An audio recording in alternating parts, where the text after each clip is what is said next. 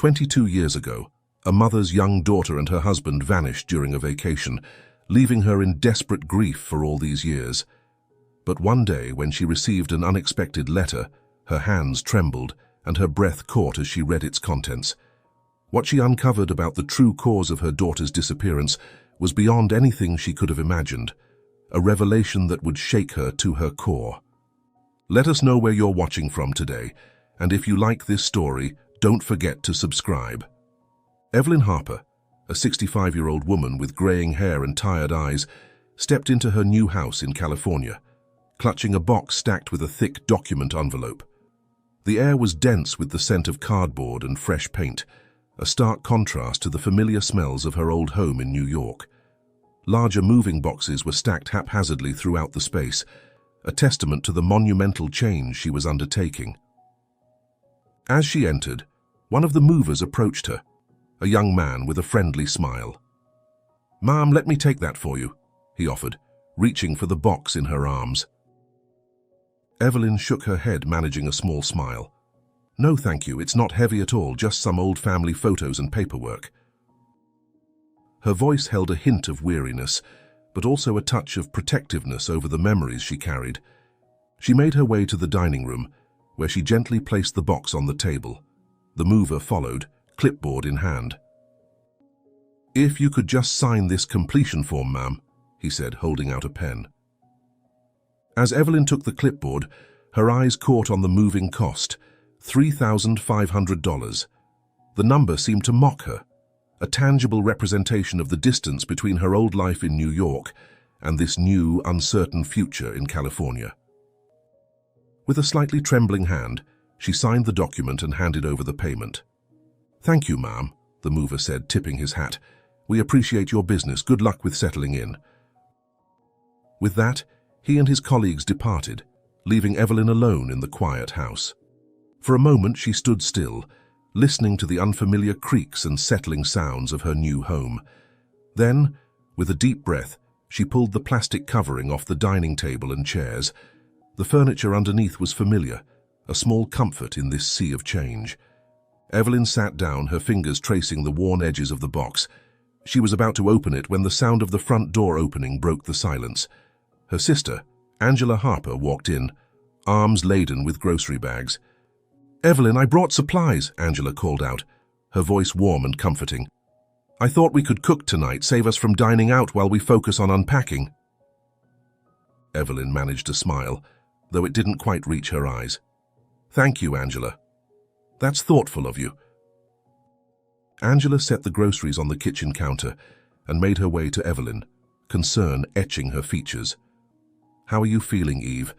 I know this can't be easy, selling the old family house in New York and moving all the way out here."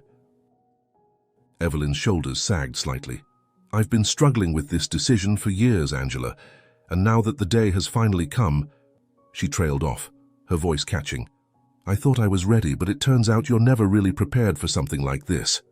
Angela placed a comforting hand on her sister's shoulder. "It's been 22 years, Evelyn. You've held on for so long."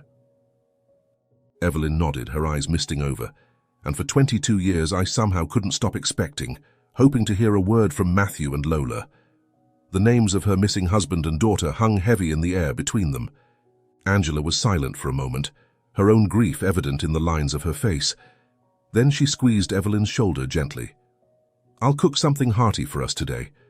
Don't worry too much about unpacking right now. We can do it slowly, together." Evelyn looked up at her sister, suddenly overwhelmed with gratitude. She stood and embraced Angela tightly. "I'm sorry for being so absorbed in my own sadness," she whispered. "This can't be easy for you either, moving from your old house after losing John last year." Angela returned the hug, her voice soft. "I'm trying to let go too, Evelyn. Putting the house up for rent and moving in with you. It's the right decision. That place held so many good memories, but the bad ones were starting to outweigh them. There was no way I could move on with my life if I stayed there." Evelyn pulled back, wiping her eyes. "Has anyone called about renting your place yet?" Angela shook her head. "Not yet, but it's only been a few days. Something will come up soon, I'm sure. Don't worry about it. The house is nearby and we can check on it any time." As Angela returned to the kitchen to unpack the groceries, Evelyn turned her attention back to the box on the table. She reached in and began pulling out framed family photographs, carefully arranging them on the TV shelves. Each picture was a snapshot of happier times, moments frozen in time before everything changed. Then she came across a particular photo that made her breath catch in her throat. It showed Matthew and Lola at the beach, taken during that fateful holiday when they vanished. Lola, only 8 years old, was beaming at the camera, her father's arm around her shoulders. The sight of their smiling faces sent a sharp pain through Evelyn's heart. As she held the picture, tears began to fall freely down her cheeks. She sank back into the chair, overwhelmed by the flood of memories. Evelyn's mind drifted back to that summer 22 years ago. They had decided to take a family vacation, traveling from New York to California in their camper. The trip was meant to be a getaway, an attempt to mend the fraying edges of their family dynamics. That year had been particularly difficult. She and Matthew had been planning to start a business together, but the stress of the venture had put an immense strain on their relationship. Arguments had become more frequent, their voices often rising above the din of everyday life. The holiday was supposed to be a chance to reconnect, to remember why they had fallen in love in the first place. But the close quarters of the camper and the long hours on the road seemed to amplify their issues rather than solve them. Evelyn could still hear Matthew's voice, insisting on driving while smoking, despite her protests about the danger and the smell that clung to everything. She remembered the tense silences that would stretch for miles, broken only by Lola's attempts to lighten the mood with her childish observations and jokes. But the photo in her hands captured a rare moment of peace. It was taken at Laguna Beach in Crystal Cove State Park, just one day before Matthew and Lola disappeared. Evelyn traced her finger over their smiling faces, remembering how, for that one perfect day, they had been happy. No arguments, no tension, just a family enjoying each other's company and the beauty of the California coast. The next morning had started normally enough. They had breakfast together in the camper, the air filled with the scent of coffee and the sound of waves breaking on the shore. But in the afternoon, everything changed. "Lola and I are going to have a day out together," Matthew had announced, his tone leaving no room for argument. "You should stay here and tidy up our business transaction books, Evelyn. We need to get those in order." Evelyn had bristled at his words, anger flaring in her chest. "I'm not staying behind to work while you two go off and have fun," she had snapped. "This is supposed to be a family vacation." The argument that followed was bitter and loud. Lola, caught in the middle, had finally intervened. "Mom, please," she had pleaded, her blue eyes wide and earnest. "Just for today, I'll go with Dad. We can all do something together tomorrow." Reluctantly, Evelyn had agreed, watching as Matthew and Lola walked away down the beach. She had no way of knowing that it would be the last time she would see them. They didn't come back that evening or the following morning. Evelyn spent an entire day alone in the camper, her worry escalating into panic as the hours dragged on. She attempted to call Matthew's phone only to find it had died. When she finally reached out to the authorities, it was the start of weeks, and then months, of fruitless investigations and frantic searches. To this day, Evelyn had never discovered the truth of what happened to her husband and daughter. The not knowing, the lack of closure, had haunted her for over 2 decades. A sob escaped Evelyn's lips, bringing her back to the present. Angela, hearing her sister's distress, quickly came over and gently took the photograph from Evelyn's trembling hands. "Oh, Evelyn," Angela said softly, setting the picture aside, "it's not your fault. There's no way you could have known what would happen that day." Evelyn wiped her eyes, her voice thick with emotion. "The last time I saw them, we were arguing. If I had known—" Angela squeezed her sister's hand. "Maybe it's best to keep this photograph in the box for now. We can unpack something else." She paused, choosing her words carefully. "Remember why we moved you across the country to a different state? It was so you could try to focus on healing, on your personal life. We can't change the past, but we can work on building a better future." Evelyn nodded, taking a deep breath to compose herself. "You're right. Thank you, Angela. You've always been such a great support for me through everything." Now we can help each other start a new life." With a heavy heart, Evelyn returned the framed photograph to the box and closed the lid. She reached for the document envelope she had set aside earlier, ready to tackle a more mundane task. As she began sorting through the papers inside, she tried to focus on the present, on the new beginning that lay ahead. But the ghosts of her past lingered, silent but ever present, in the corners of her new home. Evelyn spread the contents of the document envelope across the dining table, creating a mosaic of her life on paper. There were personal documents, old invoices, letters, and a jumble of mail, some dating back years, others as recent as the final days in her New York home. She began the tedious task of sorting through them, creating piles for keeping and discarding. As she worked, her mind wandered, each piece of paper a potential trigger for memories both bitter and sweet. An old electric bill reminded her of the first home she and Matthew had shared, while a Mother's Day card from Lola back then when she was still in her first grade, written in childish scrawl, brought a lump to her throat. Angela busied herself in the kitchen, the gentle clink of dishes and the aroma of brewing coffee providing a soothing backdrop to Evelyn's task. The sisters worked in companionable silence, each lost in their own thoughts but drawing comfort from the other's presence. Suddenly, Evelyn's hands stilled. Among the familiar envelopes and documents, she had come across an envelope she didn't recognize. It was plain and unmarked, with no return address or sender information on the front. A small frown creased her brow as she turned it over in her hands, wondering how it had found its way into her belongings. With a mixture of curiosity and trepidation, Evelyn carefully opened the envelope. Inside, she found a single sheet of paper, a letter. Her heart began to race as she unfolded it, her eyes scanning the handwritten words. "Hey, Mom, I am pregnant now. Dad and I are both happy, and we hope you are also happy with your new family." Evelyn's hands began to shake, her vision blurring with sudden tears. The handwriting was casual and uneven, as if the writer had been in a hurry or overcome with emotion. It was so different from the neat, childish script she remembered from Lola's school assignments and birthday cards, yet something about it felt achingly familiar. Attached to the letter was an ultrasound photo, the grainy black-and-white image unmistakable. Evelyn stared at it, her mind reeling. Could this really be from Lola, after all these years of silence? "Angela," Evelyn called out, her voice trembling with a mix of shock and hope. "Angela, come here, please." Angela rushed from the kitchen, alarmed by the urgency in her sister's voice. "What is it, Evelyn? What's wrong?" Evelyn held out the letter with shaking hands. I think it's from Lola, but I can't be sure. Am I seeing things? Am I too consumed? Please read it for me." Angela took the letter, her brow furrowed with concern. As she read the short message, her eyes widened in surprise. "Oh my God," she breathed.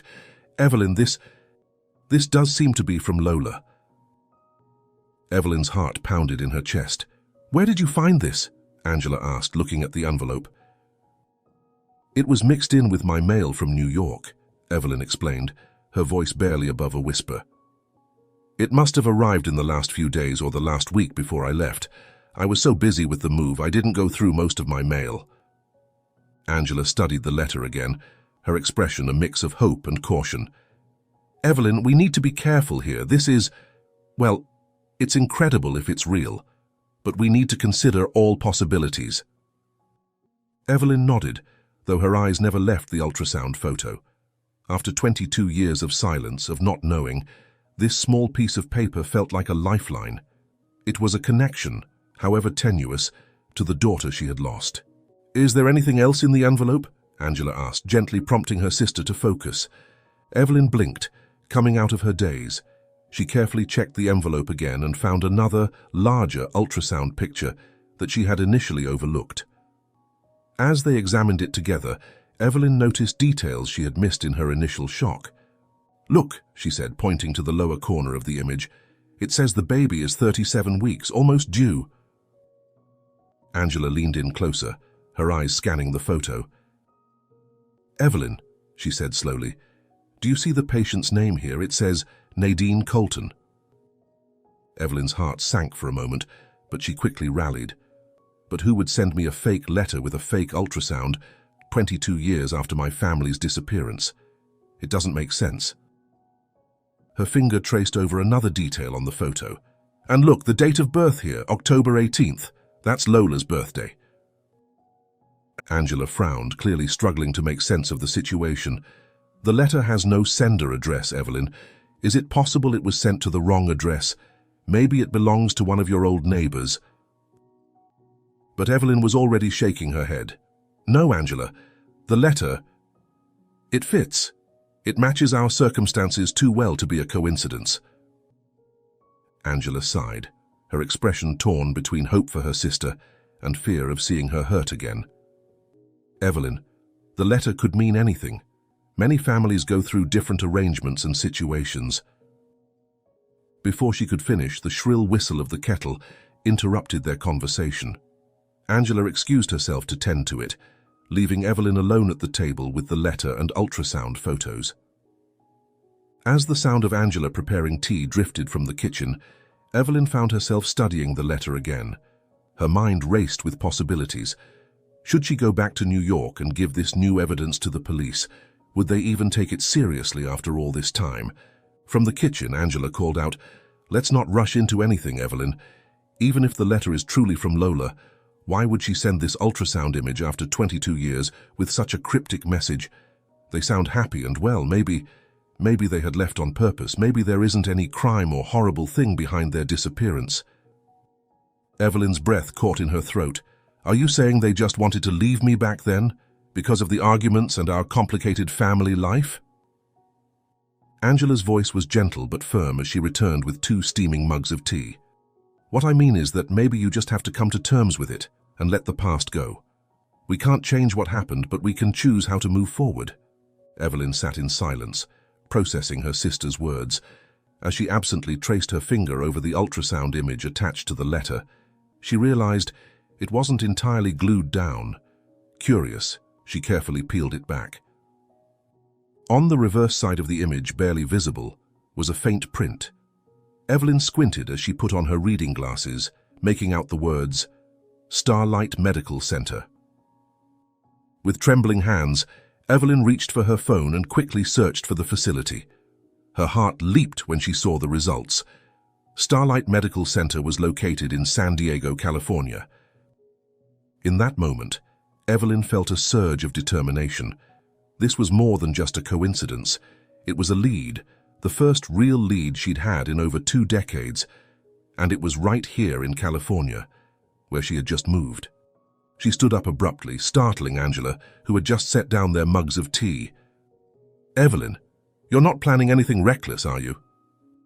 Evelyn's voice was steady as she replied, "I'm not going to involve the police, not yet, but I am going to the hospital, this Starlight Medical Center, to confirm this ultrasound.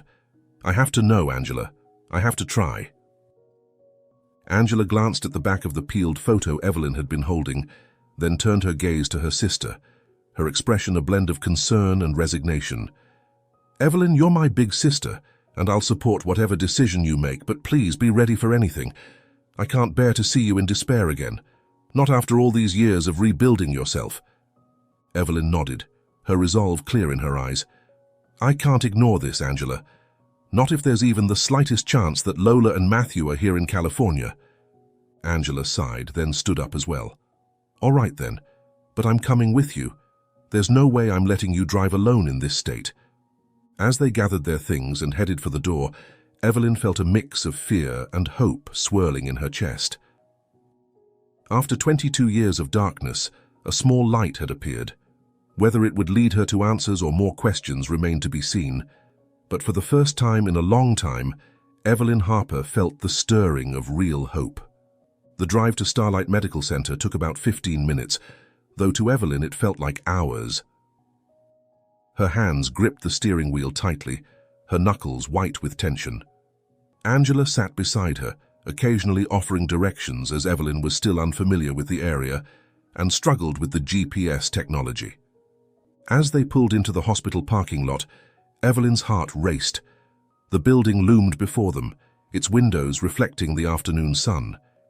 It seemed both welcoming and intimidating, a place of healing, but also a potential source of heartbreak depending on what they might discover. They climbed out of the car, Evelyn clutching the envelope containing the letter and ultrasound images. Angela placed a comforting hand on her sister's arm as they walked towards the entrance. The automatic doors slid open with a soft hiss, admitting them into the cool, antiseptic interior of the hospital. The bustling lobby was a hive of activity, nurses hurrying past with clipboards, visitors milling about, and the constant background noise of announcements over the PA system. Evelyn made a beeline for the reception desk, Angela following close behind. A young man in scrubs looked up as they approached, offering a polite smile. "Good afternoon, how can I help you?" he asked. Evelyn took a deep breath, steeling herself. "Hello, I'm looking for information about a patient here. Her name is Lola Harper." The receptionist's fingers flew over his keyboard as he checked the system. After a moment, he shook his head. "I'm sorry, ma'am. We don't have any current patients by that name." Evelyn's heart sank, but she wasn't ready to give up. She pulled out the ultrasound image from the envelope. "What about this? It has your hospital's name on the back." The receptionist took the image, studying it carefully. His eyebrows rose slightly as he read the information. "This ultrasound belongs to a patient named Nadine Colton," he said, looking back up at Evelyn. "Nadine Colton," Evelyn repeated, the unfamiliar name feeling strange on her tongue. "Can you tell me anything about her? Is she a patient here?" The receptionist's expression became guarded. "I'm sorry, ma'am, but I can't give out patient information unless you're a family member. Are you related to Ms. Colton?" Evelyn hesitated, unsure how to respond. I don't know for sure," she admitted softly. "This letter and ultrasound came in the mail, and I think she might be my daughter. You see, I was separated from her a long time ago." The young man's face softened with sympathy, but he shook his head. "I understand this must be difficult, but without proof of a family relationship, I can't disclose any information about Ms. Colton or her medical records. I'm sorry." He handed the ultrasound photo back to Evelyn, who took it with trembling hands. She and Angela stepped away from the desk, moving towards a quiet corner of the lobby. "It must be a mistake," Angela said softly, trying to comfort her sister. "Maybe it was just mail sent to the wrong address after all." Evelyn nodded numbly, though her mind raced with thoughts. They had come so far, she couldn't give up now. The shared birth date of Nadine and Lola gnawed at her, an unanswered question that refused to fade. If only she could find this Nadine and confirm that she was someone else, putting her doubts to rest. As they moved toward the exit, her eyes swept the lobby, darting from face to face, searching for something. Anything that might provide a clue, a sign, a path forward. Suddenly, she spotted a nurse helping a patient in a wheelchair into a waiting car just outside the sliding doors. As the nurse turned to head back inside, Evelyn made a split-second decision. "Excuse me," she called out, approaching the nurse quickly. "I'm so sorry to bother you, but my daughter forgot her purse here a few days ago. I was wondering if you might have seen her." The nurse, a middle-aged woman with kind eyes, paused. "Of course, I'd be happy to help. What's your daughter's name?" Evelyn's mind raced. "Her name is Nadine Colton," she said, the unfamiliar name feeling strange on her tongue. Then, almost as an afterthought, she added, "But we often call her Lola." Angela frowned at this deception but remained silent, watching the exchange with worried eyes. The nurse's brow furrowed as she tried to recall. "I'm sorry, I don't recognize those names off the top of my head. We see so many patients, you understand. Can you describe her?" Evelyn nodded, her imagination working overtime as she tried to picture Lola as a grown woman. "She has dark blonde hair, deep blue eyes, and a dimple in her right cheek when she smiles. She's pregnant, in her 3rd trimester." The nurse's eyes lit up with recognition. "Oh yes, I think I know who you mean. There's a lady matching that description who's been coming here more often for ultrasounds lately. I've seen her a few times in the past several weeks." Evelyn's heart leaped. Could it really be Lola? After all these years? The nurse continued, "I've never handled her personally, just seen her in passing. Once or twice I helped with her vital checks before she saw her OB-GYN. Hope surged through Evelyn. This was the closest she'd been to finding Lola in over 2 decades. She opened her mouth to ask more questions, but before she could, the nurse was already moving. "Come with me," she said, gesturing for Evelyn and Angela to follow. "If your daughter left something here, it would have ended up in our lost and found." As they followed the nurse through the maze-like corridors of the hospital, Evelyn's mind whirled with possibilities. For the first time in years, she allowed herself to imagine a future where she might see her daughter again, where she might hold her grandchild in her arms. But as they approached the lost and found office, a small voice in the back of her mind whispered a warning. What if this was all a mistake? What if Lola didn't want to be found? What if the answers she sought would only bring more pain? Evelyn pushed these thoughts aside.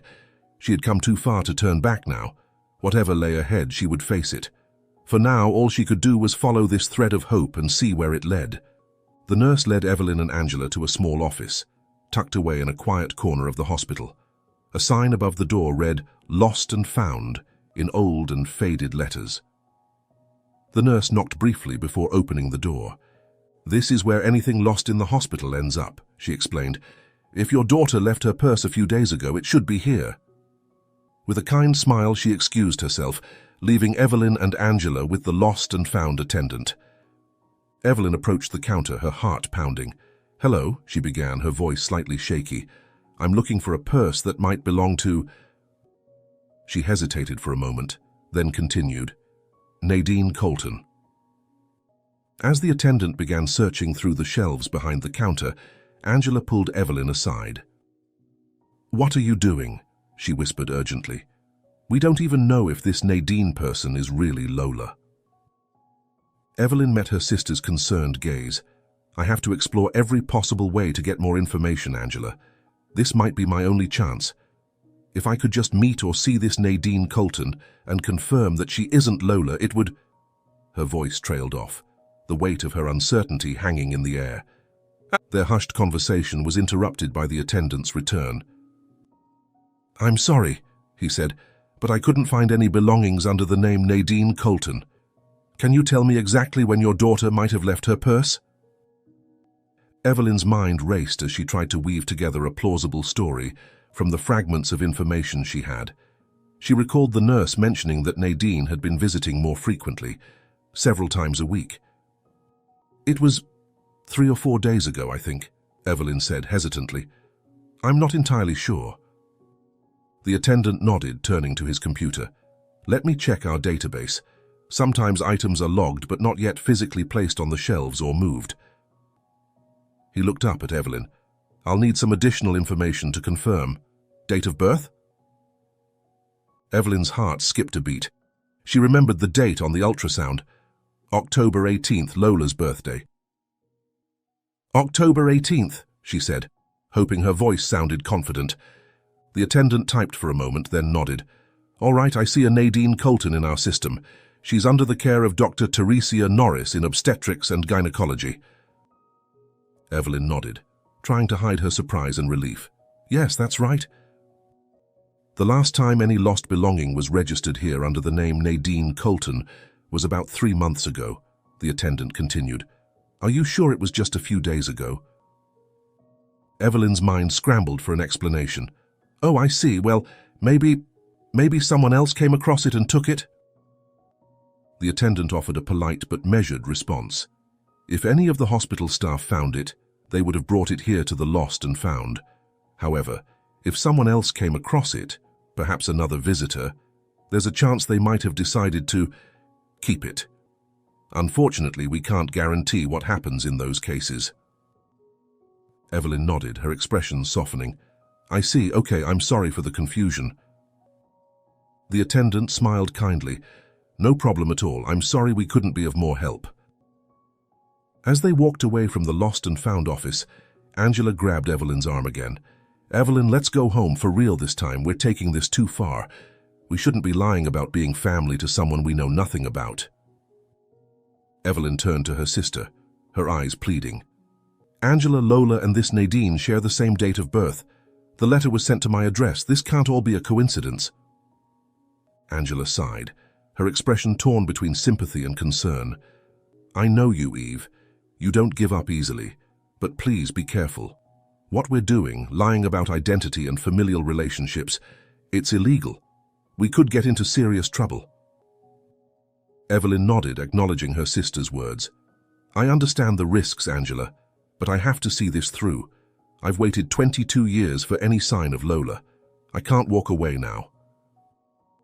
She paused, then added, All right, let me try one more time. We'll go to Dr. Teresia Norris's room and see what we can find. If we can't get any more information, I promise we'll head home. Angela met her gaze, her expression soft but firm. Okay then, but please, no more lying, Eve. They continued down the corridor toward the maternity section, the hospital bustling around them. As they approached a door marked Dr. Teresia Norris, Obstetrics and Gynecology, Evelyn suddenly froze. A man and a woman with dark blonde hair were just entering the office. Evelyn could only see the woman from behind, but something about her posture, the way she moved, struck a chord deep within her. Before the door closed completely, she heard the doctor's voice. Good afternoon, Mr. Evans and Mrs. Colton. Evelyn's heart raced. Could it really be Nadine? She started towards the door, but Angela held her back. Evelyn, no, you can't just barge in there. I just want to get a better look, Evelyn pleaded. Her hair color, it's the same as Lola's. Reluctantly, Angela released her grip, and they moved closer to the room. Evelyn peered through the narrow gap in the blinds covering the door's window. The doctor had dimmed the main lights, leaving only a softer, focused lamp glowing. The LCD monitor displaying the ultrasound cast a bright light, revealing Nadine lying on the ultrasound chair as the doctor carefully moved the scanner over her belly. As Nadine turned her head slightly, Evelyn gasped. The woman's profile, the curve of her nose, the set of her jaw, was achingly familiar. Even after 22 years, even with the changes that come with adulthood, Evelyn recognized her daughter. It's her, Angela, Evelyn whispered, her voice choked with emotion. It's really Lola, I'm 100% sure of it. Angela, who had been keeping watch, suddenly tensed. Evelyn, we need to handle this carefully. We don't want to upset Lola or cause a scene. Before Evelyn could respond, the nurse from earlier approached them with a warm smile. Hi, did you find your daughter's purse? She asked kindly. Evelyn was taken aback, her mind racing as she tried to keep her composure.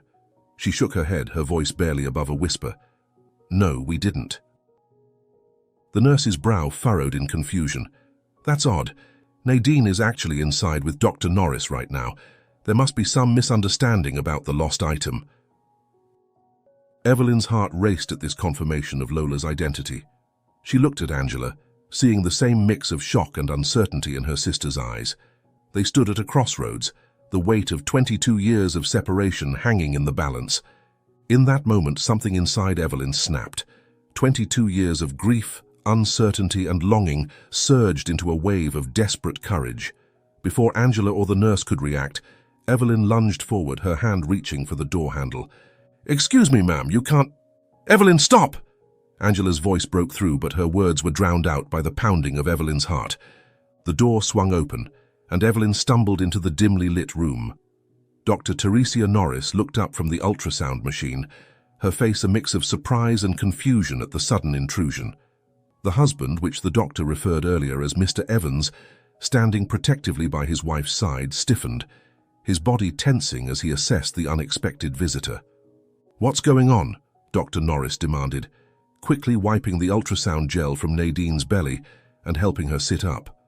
Evelyn stood frozen, her eyes locked on the woman on the examination table.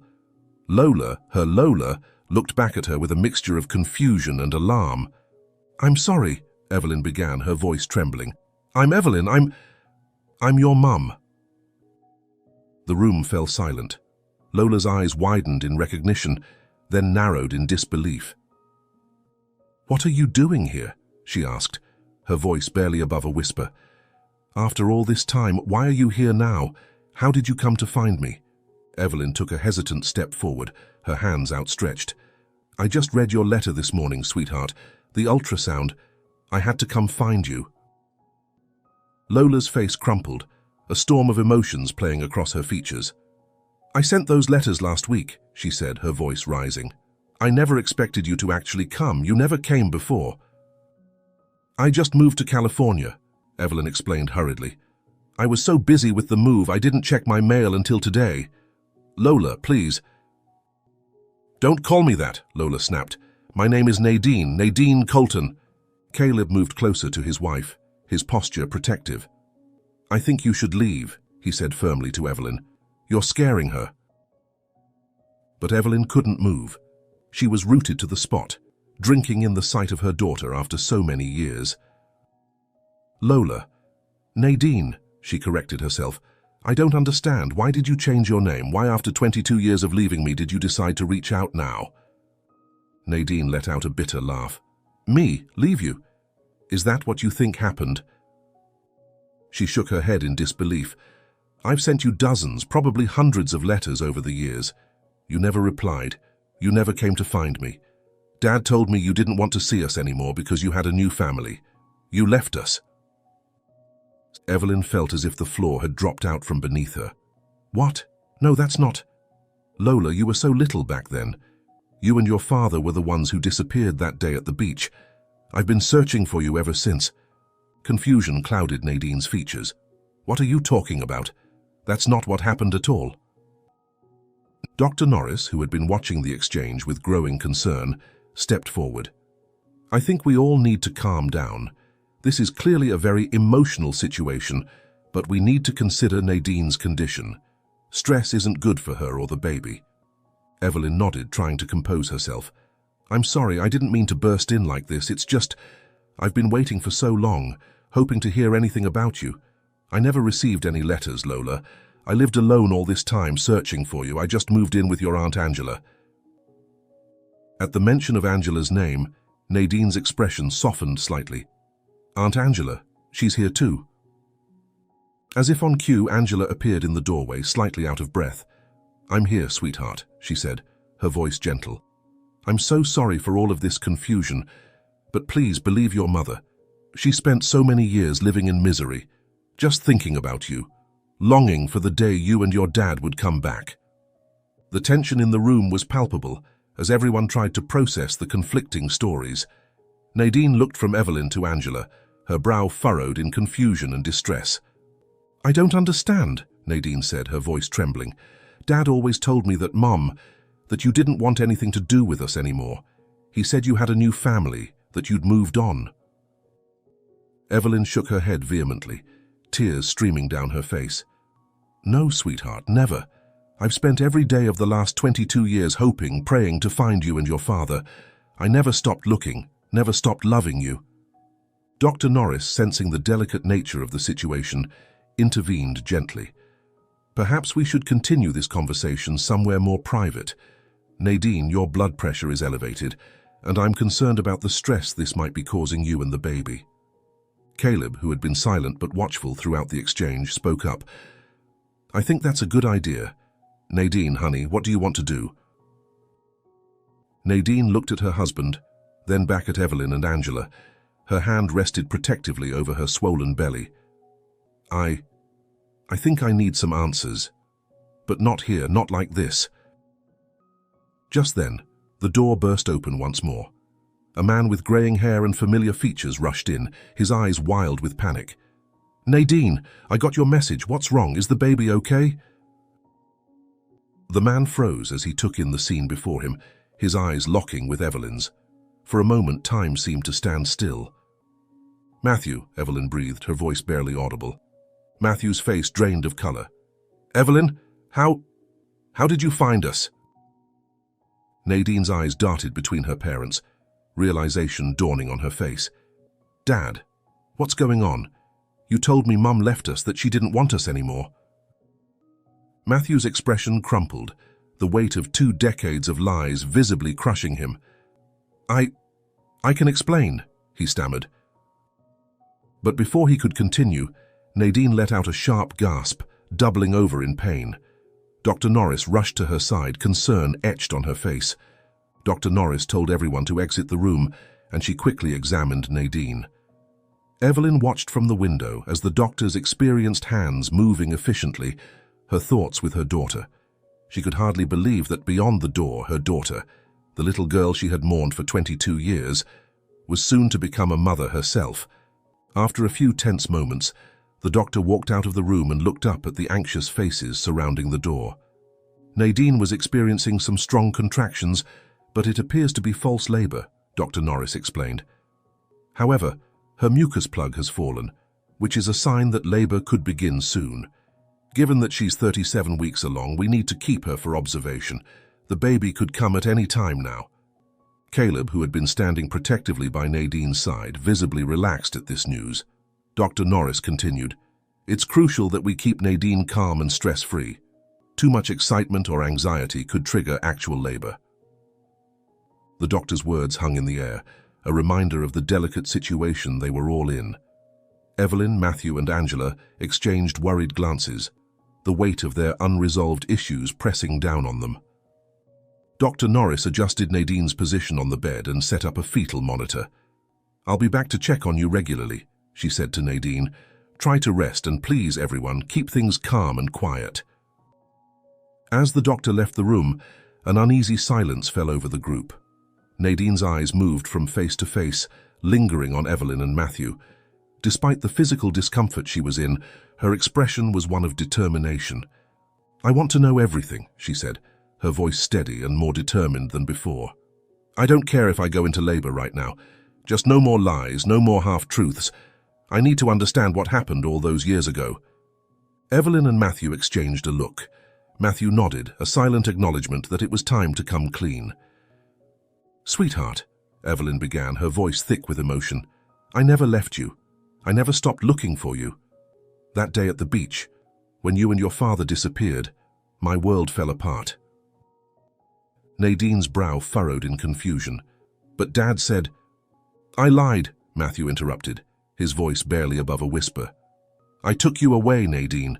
I made up the story about your mother leaving us." Matthew sat hunched over, his face buried in his hands. The weight of his deception seemed to physically crush him, making him appear older and more frail than his years. Angela stood between them, a buffer in the storm of emotions. The room fell silent as the weight of Matthew's confession settled over them. Nadine's eyes widened in disbelief, then narrowed in anger. "Why?" she demanded, her voice trembling. "Why would you do that?" Matthew raised his head slowly, his eyes red-rimmed and filled with a mixture of shame and resignation.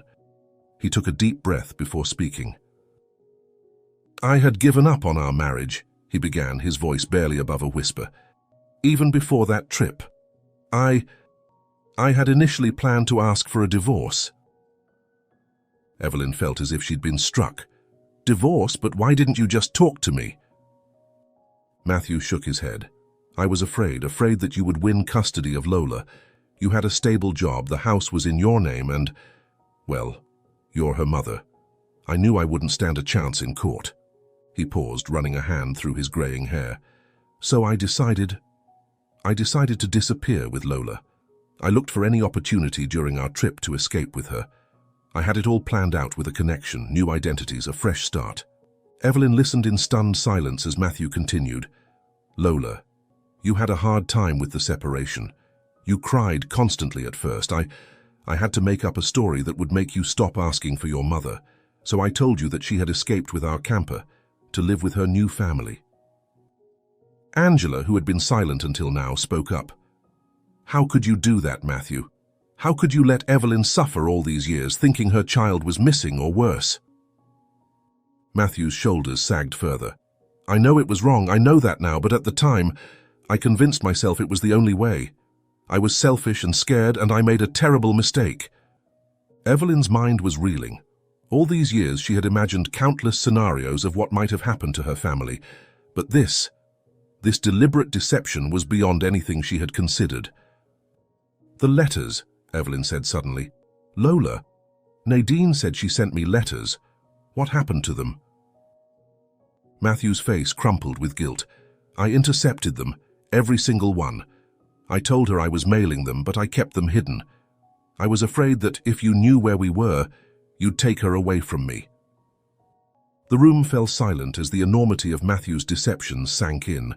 The only sound was the steady beep of the fetal monitor, a reminder of the new life about to enter this complicated family dynamic. Nadine felt a surge of anger, unlike anything she'd ever experienced. "You had no right," she said, her voice shaking with emotion. "No right to make that decision for all of us. Do you have any idea what you've done, the pain you've caused?" Caleb, who had been quietly observing, spoke up. "Nadine, honey, remember what the doctor said. You need to stay calm." Nadine took a deep breath, visibly trying to control her emotions. "How am I supposed to stay calm?" she asked, her voice trembling. "My whole life. It's been built on lies." Angela, who had been standing quietly in the corner, stepped forward. "Nadine," she said gently, "I know this is overwhelming, but right now you need to focus on yourself and your baby. There will be time to sort through all of this later." Evelyn nodded in agreement. "Your aunt is right," she said softly. "We have so much to talk about, but right now, your health and the baby's health are the most important things." Nadine looked down at her belly, then back up at the faces surrounding her. Her expression was a mixture of anger, confusion, and a glimmer of something that might have been hope. The fetal monitor beeps increasingly louder at each passing second. Everyone's eyes rested on it, and Caleb darted outside to call the doctor. "I don't even know what to think anymore," she said, "but I do know one thing. I don't want my child to grow up in a web of lies like I did." Matthew stood up, his face etched with remorse. "Nadine, I know I can never make up for what I've done, but I want you to know that despite my terrible choices, I love you. I always have." Nadine's eyes met her father's, and for a moment, the anger in them softened. "I love you too, Dad," she said quietly, "but I don't know if I can trust you anymore." Just then, Dr. Norris returned to check on Nadine. As she examined her patient, she looked around at the emotional faces in the room. "I hope you've all been keeping things calm in here," she said, her tone gently admonishing. Nadine managed a small smile. "We're trying," she said. "It's not easy, but we're trying." Dr. Norris nodded approvingly. "Good, because it looks like things are progressing. Nadine, you're starting to dilate. It might still be a while, but I think this baby is getting ready to make an appearance." She paused, her tone shifting slightly. "Given the specific circumstances, I would advise everyone except Nadine's husband to exit the room to ensure there's enough space and calm for the labor process." The tension in Nadine's hospital room was palpable as her contractions intensified. With Dr. Norris's warning that only one person would be allowed to stay in the room during the birth, everyone else was preparing to leave. Nadine, her face contorted with pain, suddenly spoke up. "Dad, I don't want to see you anymore," she said, her voice strained but resolute. "I don't want you to hold my baby after everything." Matthew's face fell, a mixture of hurt and shock evident in his expression. "Nadine, please. I know I've made mistakes, but I'm still your father." Nadine shook her head, gritting her teeth through another contraction. "No. What you did, I can't forgive that. Not now, maybe not ever." The room fell silent, the only sound the steady beep of the fetal monitor. Matthew stood frozen for a moment, then without a word turned and left the room, the door closing behind him with a soft click. Evelyn nodded, though her heart ached to stay with her daughter. "Nadine, we'll be right outside if you need us." As Evelyn and Angela prepared to leave, Nadine called out, her voice strained with another contraction. "Mom, Aunt Angela, please, don't let Dad see the baby. I don't want him to meet his grandchild, not after everything he's done." Evelyn and Angela exchanged a worried glance, but nodded. "We understand, sweetheart," Evelyn said softly. "Try to focus on your breathing now. We'll take care of everything else." As they exited the room, they found Matthew pacing in the hallway, his face a mask of anguish. When he saw them, he rushed over. "How is she? Can you convince her, please?" Evelyn took a deep breath, steeling herself for the difficult conversation ahead. "Matthew, Nadine doesn't want you to see the baby. She's asked us to make sure you don't meet your grandchild." Matthew's face contorted with anger and pain. "What? No, you can't do that. You can't keep me from my grandchild." "It's not our decision," Angela interjected, trying to calm the situation. "It's what Nadine wants. We have to respect her wishes." Matthew's demeanor suddenly changed, his body tensing with rage. "This is your fault," he shouted at Evelyn. "You've turned her against me." Before anyone could react, Matthew's hand flew out, striking Evelyn hard across the face. The sound of the slap echoed through the hallway. Evelyn stumbled back, shocked, as Angela quickly moved to support her. Hospital staff, alerted by the commotion, rushed to the scene.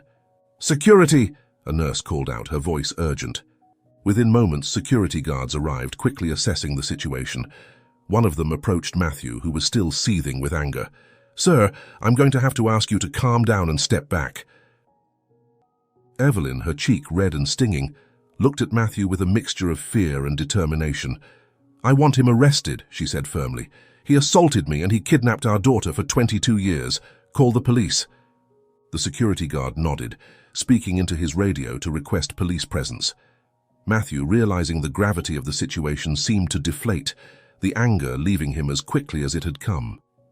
"Evelyn, I'm sorry," he began, but Evelyn cut him off. "It's too late for sorry, Matthew.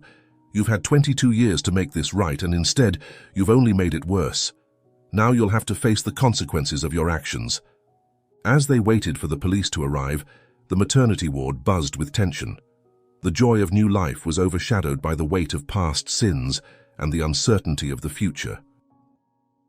Evelyn touched her cheek gently, wincing at the pain, but stood tall, resolved in her decision to finally bring Matthew to justice. In the delivery room, oblivious to the drama unfolding outside, Nadine continued her labor, focused on bringing new life into the world amidst the turmoil of her family's past.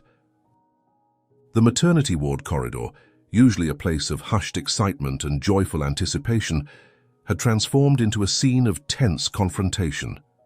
The echo of Matthew's slap still seemed to hang in the air, as hospital security maintained a watchful presence, keeping Matthew separated from Evelyn and Angela. Evelyn stood tall, her cheek red and beginning to swell, but her eyes blazed with a mixture of hurt and determination. Angela kept a supportive arm around her sister, glaring at Matthew with a combination of disbelief and anger. The elevator doors opened, and 2 police officers stepped out, their faces set in professional neutrality as they approached the group. A nurse quickly briefed them on the situation. "Ma'am," one of the officers addressed Evelyn, "we understand you've been assaulted and wish to press charges. Can you tell us what happened?" Evelyn took a deep breath, her voice steady, as she recounted not just the recent assault, but the years of deception and kidnapping. "This man, my estranged husband, Matthew Harper, disappeared with our 8-year-old daughter 22 years ago. He's been living under a false identity, keeping our daughter from me and lying to her about my abandonment. And now, when confronted with the consequences of his actions, he's resorted to violence." The officers listened intently, taking notes. They then turned to Matthew, who seemed to have deflated, the fight gone out of him. "Sir, is this true?" Matthew nodded slowly, his voice barely above a whisper. "Yes, I made a terrible mistake. I never meant for it to go on for so long." As the officers began to read Matthew his rights, preparing to take him into custody, a commotion from the delivery room caught everyone's attention. The door burst open, and Caleb emerged, his face flushed with excitement and wonder. "It's a girl," he announced, his joy momentarily cutting through the tension in the hallway. "Nadine and the baby are both doing great." For a moment, everyone stood frozen, the contrast between the joy of new life and the heaviness of the current situation stark and palpable. Evelyn felt tears spring to her eyes, tears of joy for her new granddaughter, mixed with tears of sorrow for the family turmoil surrounding this moment. Matthew made a move towards the delivery room, but was quickly restrained by one of the officers. "Please," he begged, looking at Evelyn, "let me see my granddaughter, just once before you take me away." Evelyn's face hardened. "No, Matthew. Nadine made her wishes clear. She doesn't want you to see the baby. And after what you've done, both in the past and just now, I'm inclined to agree with her." The officers began to lead Matthew away, reading him his rights as they moved towards the elevator. Matthew looked back one last time, his face a mask of regret and despair. I'm sorry, he called out. Evelyn, Nadine, I'm so sorry for everything. As the elevator doors closed on Matthew and the officers, Evelyn turned to Caleb. Can we see them? She asked, her voice soft and filled with emotion. Caleb nodded, his expression a mixture of joy and concern as he took in Evelyn's reddened cheek. Of course, but what happened out here? Should I tell Nadine? Angela stepped in. Let's focus on the baby for now. Nadine deserves this moment of joy. We can explain everything later. Evelyn nodded in agreement, taking a deep breath to compose herself. As they prepared to enter the room and meet the newest member of their complicated family, she felt a strange mix of emotions. Joy for the new life, relief that the truth was finally out, and a deep sadness for the years lost and the pain that still lay ahead. But as she stepped into the room and saw Nadine holding her newborn daughter, Evelyn felt a surge of hope. This little girl represented a new beginning, a chance to build something beautiful out of the ashes of the past. Whatever challenges lay ahead, they would face them together, as a family, unconventional and wounded, but bound by love and the promise of a fresh start. The hospital room was bathed in a soft, warm light as Evelyn and Angela entered, followed closely by Caleb. Nadine lay in the bed, cradling a tiny bundle wrapped in a pink blanket. Despite the exhaustion evident on her face, Nadine's eyes shone with a love and wonder that took Evelyn's breath away. "Mum," Nadine said softly, looking up as they approached. "Aunt Angela, come meet your granddaughter and great-niece." Evelyn moved to the bedside, her heart swelling with an emotion so profound it was almost painful. As she gazed down at the newborn's face, she felt tears spring to her eyes. "Oh, Nadine," she whispered. "She's beautiful." Angela leaned in, her smile wide and genuine. "She's perfect," she agreed. "Have you decided on a name?" Nadine and Caleb exchanged a look before Nadine spoke. "We were thinking, Hope. It seems fitting, doesn't it? A new hope for our family." Evelyn nodded, unable to speak past the lump in her throat. Hope. It was indeed perfect. As they took turns holding the baby, cooing over her tiny features and marveling at her perfection, the tension from the events in the hallway seemed to dissipate. For these precious moments, there was only joy and love in the room, but reality couldn't be held at bay forever. As Evelyn handed Hope back to Nadine, her daughter's eyes narrowed, focusing on the reddened mark on Evelyn's cheek. "Mum," Nadine said, her voice sharp with concern, "what happened? Did Dad do that?" The room fell silent. Evelyn exchanged a glance with Angela before taking a deep breath. "Sweetheart," she began gently, "there's something we need to tell you." Over the next few minutes, Evelyn explained what had transpired in the hallway. Matthew's reaction to being told he couldn't see the baby, the assault, and his subsequent arrest.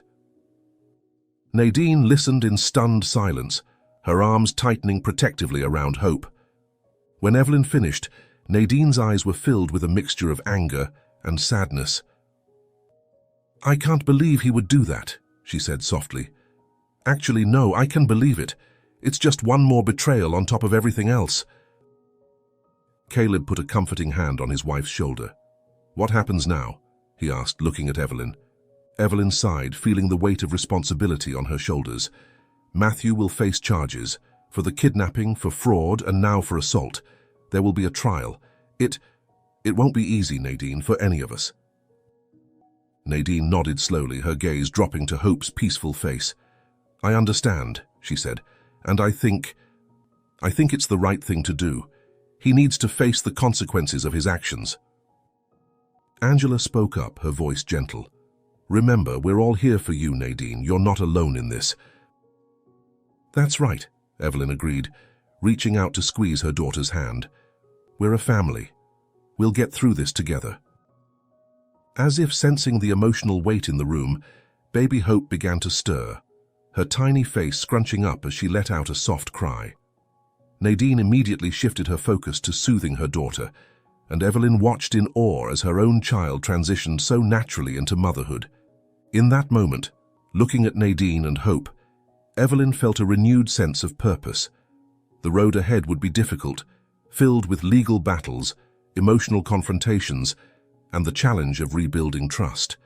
But they had each other, and they had hope, both the baby and the feeling she represented.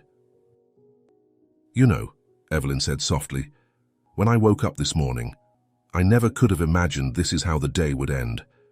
But despite everything, I'm grateful. Grateful to have you back in my life, Nadine. Grateful for this beautiful granddaughter. Grateful for the chance to start anew." Nadine looked up at her mother, a small smile playing on her lips. "I'm grateful too, Mum, for the truth finally, and for the chance to get to know you, the real you, not the version Dad created in his lies." As the family gathered around Nadine and Hope, there was a sense of a new chapter beginning. The past couldn't be changed, but the future was full of possibilities. It wouldn't be easy, but they were determined to face it together, bound by love, truth, and the tiny miracle that was baby Hope. The story of their family was far from over. In many ways, it was just beginning.